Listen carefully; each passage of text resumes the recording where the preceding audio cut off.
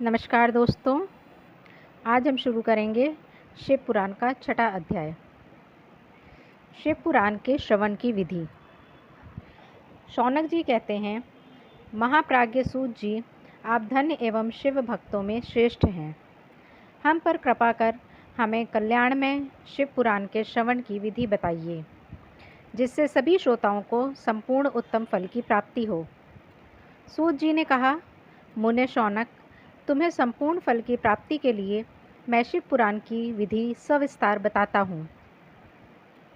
सर्वप्रथम किसी ज्योतिषी को बुलाकर दान से संतुष्ट कर उससे कथा का शुभ मुहूर्त निकलवाना चाहिए और उसकी सूचना का संदेश सभी लोगों तक पहुँचाना चाहिए कि हमारे यहाँ शिव पुराण की कथा होने वाली है। अपने कल्याण की इच्छा रखने वालों को इसे सुनने अवश्य पधारना चाहिए। देश देश में जो भी भगवान शिव के भक्त हों तथा शिव कथा के कीर्तन और श्रवण के उत्सुक हों, उन सभी को आदरपूर्वक बुलाना चाहिए और उनका आदर सत्कार करना चाहिए। शिव पुराण सुनने के लिए मंदिर, तीर्थ, वन प्रांत अथवा घर में ही उत्तम स्थान का निर्माण करना चाहिए। केले के खंभों से सुशोभित कथा मंडप तैयार कराएं। उसे सब ओर फल, पुष्प, सुंदर चंदोवे से अलंकृत करना चाहिए। चारों कोनों पर ध्वज लगाकर उसे विभिन्न सामग्री से सुशोभित करें। भगवान शंकर के लिए भक्तिपूर्वक दिव्य आसन का निर्माण करना चाहिए तथा कथावाचक के लिए भी दिव्य आसन का निर्माण करना चाहिए। नियम पूर्वक कथा सुनने वालों के लिए भी सुयोग्य आसन की व्यवस्था करें तथा अन्य लोगों के बैठने की भी व्यवस्था करें। कथा बाँचने वाले विद्वान के प्रति कभी बुरी भावना न रखें। संसार में जन्म तथा गुणों के कारण बहुत से गुरु होते हैं, परंतु उन सब में पुराणों का ज्ञाता ही परम गुरु माना जाता है। पुराण वेत्ता पवित्र, शांत, साधु, ईर्ष्या पर विजय प्राप्त करने वाला और दयालु होना चाहिए। ऐसे गुणी मनुष्य को इस पुण्यमयी कथा को बाँचना चाहिए। सूर्योदय से 3:30 पहर तक इसे बाँचने का उपयुक्त समय है। मध्याह्न काल में 2 घड़ी तक कथा बंद रखनी चाहिए ताकि लोग मलमूत्र का त्याग कर सकें। जिस दिन से कथा शुरू हो रही है उससे 1 दिन पहले व्रत ग्रहण करें। कथा के दिनों में प्रातःकाल का नित्य कर्म संक्षेप में कर लेना चाहिए। वक्ता के पास उसकी सहायता हेतु एक विद्वान व्यक्ति को बैठाना चाहिए, जो कि सब प्रकार के संशयों को दूर कर लोगों को समझाने में कुशल हो। कथा में आने वाले विघ्नों को दूर करने के लिए सर्वप्रथम गणेश जी का पूजन करना चाहिए। भगवान शिव व शिव पुराण की भक्ति भाव से पूजा करें। तत्पश्चात श्रोता तन मन से शुद्ध होकर आदरपूर्वक शिव पुराण की कथा सुनें। जो वक्ता और श्रोता अनेक प्रकार के कर्मों से भटक रहे हों, काम आदि 6 विकारों से युक्त हों, वे पुण्य के भागी नहीं हो सकते। जो मनुष्य अपनी सभी चिंताओं को भूलकर कथा में मन लगाते हैं, उन शुद्ध बुद्धि मनुष्यों को उत्तम फल की प्राप्ति होती है। 7वां अध्याय। श्रोताओं द्वारा पालन किए जाने वाले नियम। सूत जी बोले, शौनक, शिव पुराण सुनने का व्रत लेने वाले पुरुषों के लिए जो नियम हैं, उन्हें भक्तिपूर्वक सुनो।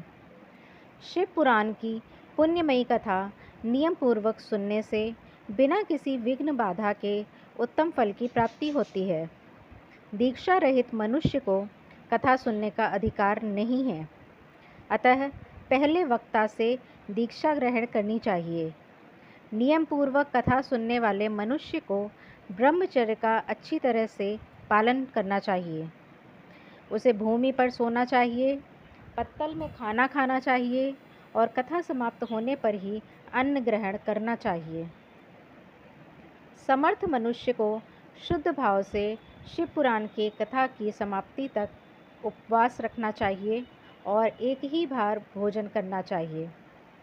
गरिष्ठ अन्न दाल, जला अन्न, सेम, मसूर तथा बासी अन्न नहीं खाना चाहिए। जिसने कथा का व्रत ले रखा हो उसे प्याज, लहसुन, हींग, गाजर, मादक वस्तु तथा आमिष कही जाने वाली वस्तुओं को त्याग देना चाहिए। ऐसा मनुष्य प्रतिदिन सत्य, शौच, दया, मौन, सरलता, विनय तथा हार्दिक उदारता आदि सद्गुणों को अपनाए तथा साधु संतों की निंदा का त्याग कर नियम पूर्वक कथा सुने। सकाम मनुष्य इस कथा के प्रभाव से अपनी अभीष्ट कामना प्राप्त करता है और निष्काम मोक्ष प्राप्त करता है। सभी स्त्री पुरुषों को विधि विधान से शिव पुराण की उत्तम कथा को सुनना चाहिए।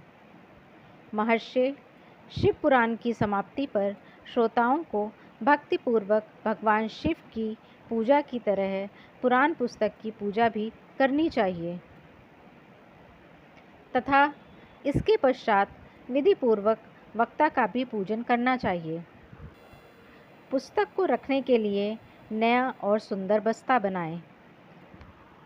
पुस्तक व वक्ता की पूजा के उपरांत वक्ता की सहायता हेतु बुलाए गए पंडित का भी सत्कार करना चाहिए। कथा में पधारे अन्य ब्राह्मणों को भी अन्न धन का दान दें। गीत, वाद्य और नृत्य से उत्सव को महान बनाएं। विरक्त मनुष्य को कथा समाप्ति पर गीता का पाठ करना चाहिए तथा गृहस्थ को श्रवण कर्म की शांति हेतु होम करना चाहिए। होम रुद्र संहिता के श्लोकों द्वारा अथवा गायत्री मंत्र के द्वारा करें। यदि हवन करने में असमर्थ हों तो भक्तिपूर्वक शिव सहस्त्र नाम का पाठ करें। कथा श्रवण संबंधी व्रत की पूर्णता के लिए शहद से बनी खीर का भोजन 11 ब्राह्मणों को कराकर उन्हें दक्षिणा दें। समृद्ध मनुष्य 3 तोले सोने का एक सुंदर सिंहासन बनाएं और उसके ऊपर लिखी अथवा लिखाई हुई शिव पुराण की लिखी पोथी विधिपूर्वक स्थापित करें तथा पूजा करके दक्षिणा चढ़ाएं।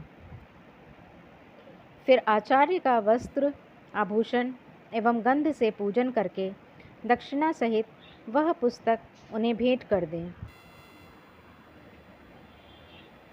शौनक इस पुराण के दान के प्रभाव से भगवान शिव का अनुग्रह पाकर मनुष्य भव बंधन से मुक्त हो जाता है।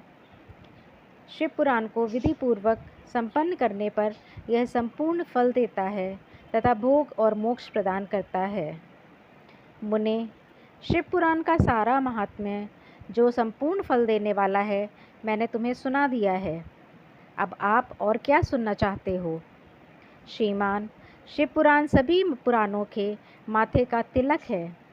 जो मनुष्य सदा भगवान शिव का ध्यान करते हैं उनकी वाणी शिव के गुणों की स्तुति करती है और जिनके दोनों कान उनकी कथा सुनते हैं उनका जीवन सफल हो जाता है। वे संसार सागर से पार हो जाते हैं। ऐसे लोग इहलोक और परलोक में सदा सुखी रहते हैं। भगवान शिव के सच्चिदानंदमय स्वरूप का स्पर्श पाकर ही समस्त प्रकार के कष्टों का निवारण हो जाता है। उनकी महिमा जगत के बाहर और भीतर दोनों जगह विद्यमान है। उन अनंत आनंद रूप परम शिव की मैं शरण लेता हूँ। जय महादेव, हर हर महादेव। तो हम शिव पुराण का आज का अध्याय यहीं समाप्त करते हैं।